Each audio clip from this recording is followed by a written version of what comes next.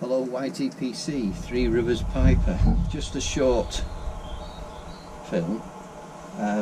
Been watching Pipe Club this morning.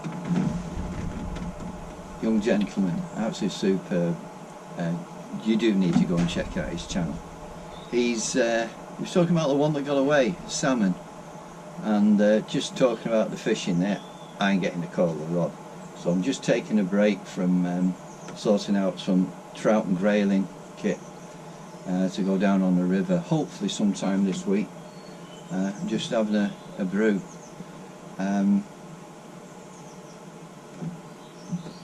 Smoking.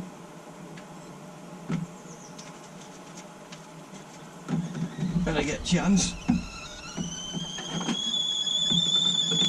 Samuel Gawith Best Brown, as recommended by Talking Tommy to me.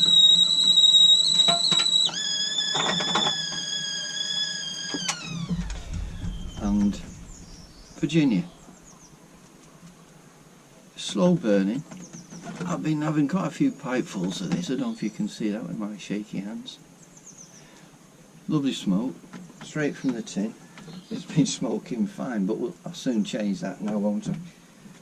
And I've got two pipes charged up. Peterson from the 70s.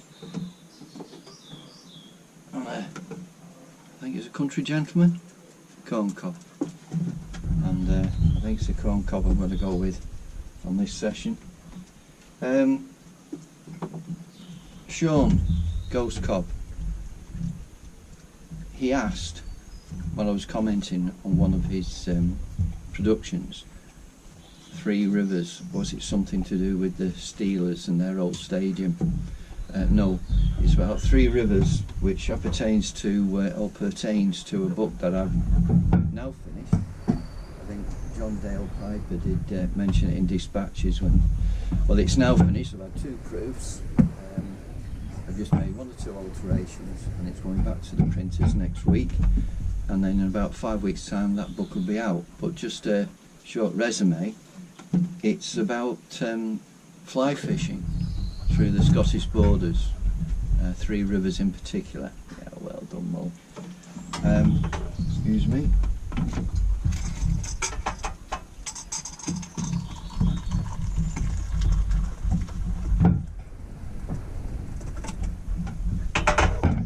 Cup and mug, I think we call it. I call it coffee. Instant coffee. Yeah, the book was inspired by my father, who, when he retired, he was going to write a book about his exploits over in the Second World War. Not the war, not the bloodshed or anything like that, but the people he met. He was stationed in India, with sorties out into Tibet, China, Singapore, not Burma. For some reason, he said, I never went into Burma. And I just want to write about the lovely people he met there, the good experiences. And he was also a cricketer, fierce reputation as a fast bowler. And after the war, he was offered a commission in the Indian Army. I think probably because of his prowess as a cricketer. So he never materialised. So I thought, when I retire, there's a goal for me to write a book and dedicate it to my father. Unfortunately, I didn't play cricket. But what I was thinking of doing was an adventure, because in a previous life I was a fly fishing instructor and river guide. And I used to be taking people on excursions here, there and everywhere. And I thought, well, really, all they need is the contacts and a bit of experience that perhaps I can pass over to help them make their own adventures or create their own adventures, and hence Three Rivers Adventure. Paths less well trodden. That was the idea.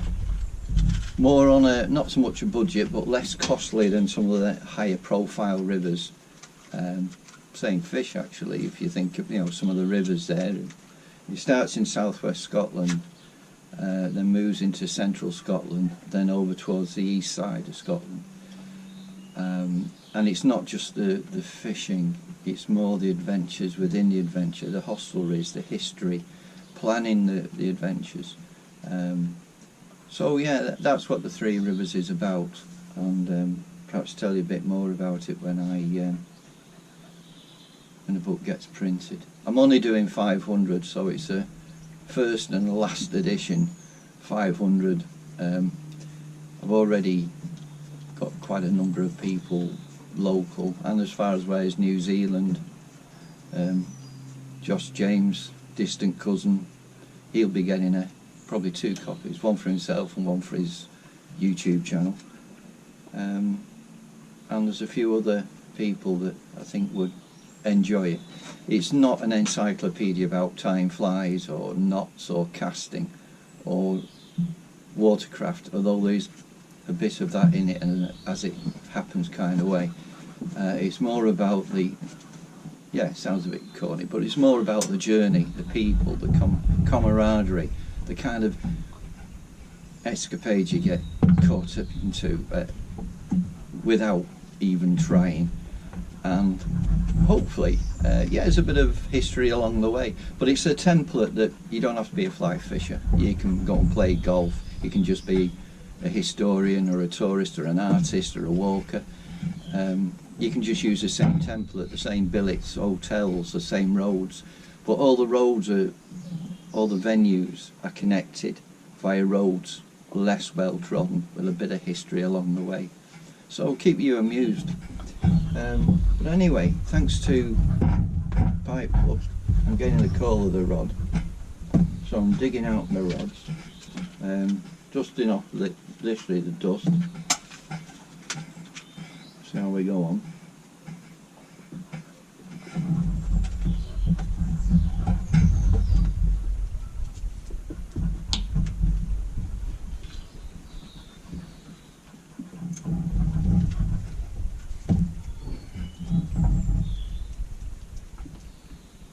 I didn't know if I'd enjoy a singular type of Virginia or not, but I have. The Navy Flake I thoroughly enjoyed. This has been recommended by, well, plenty of people have recommended it, but in particular it was Tommy that said to me, July last year we were at a meeting together, and he said, "You want to try this, Steve? It's good." And unfortunately Bob Gregory was there from Samuel Gawith at this meeting, and he had a selection, and that particular tobacco was sold out. So this has been hanging around since October, when I got it from local bricks and mortar, and yeah, I am enjoying it. Molly's in pursuit of me at the moment, doing out this morning. She's keen, ain't you, Dan? But it's a bit hot now. It's 20 to 1 in the afternoon. My local down there, it'd be absolutely flooded with people.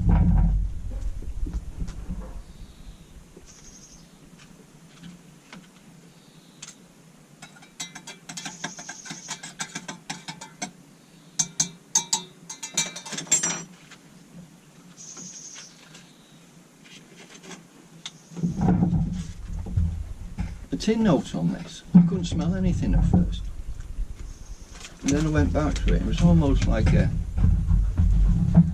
raisin or sultanas.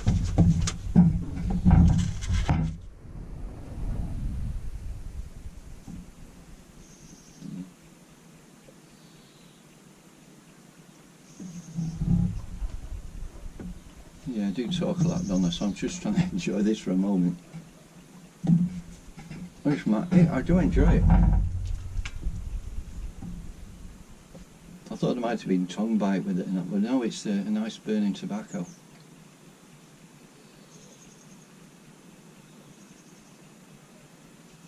I still have my Balkan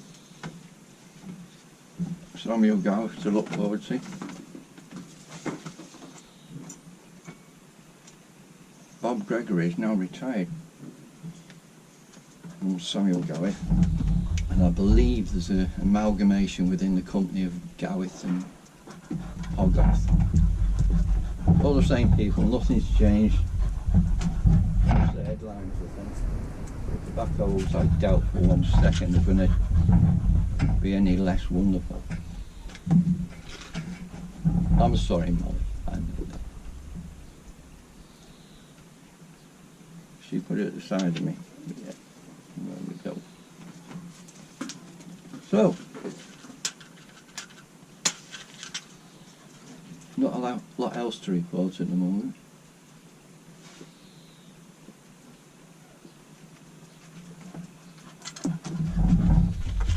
Just sort of change, yeah. Give you a shout.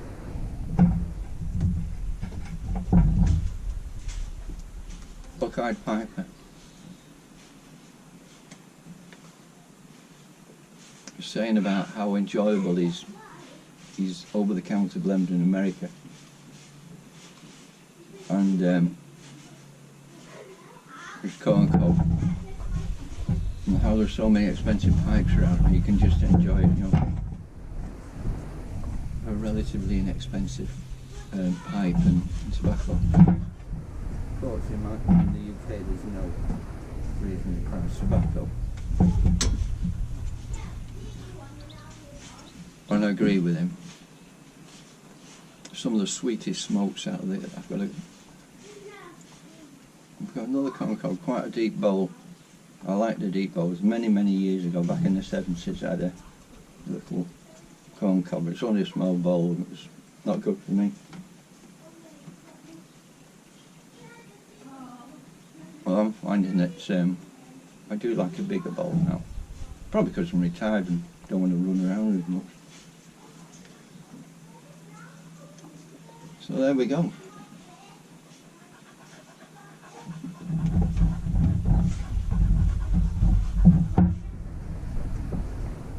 So if I can get the time off and get down to North Wales and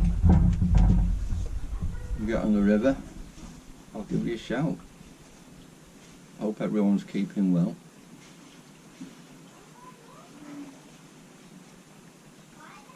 Oh, there's another 2 gentlemen with long white beards. I was watching them this morning, and I think they called the bricks and mortar the honey well. I like that. Anyway, God bless. Hope everyone's safe. Catch you again. Bye from, oh, Molly settled down. Bye from me and Molly. Take care.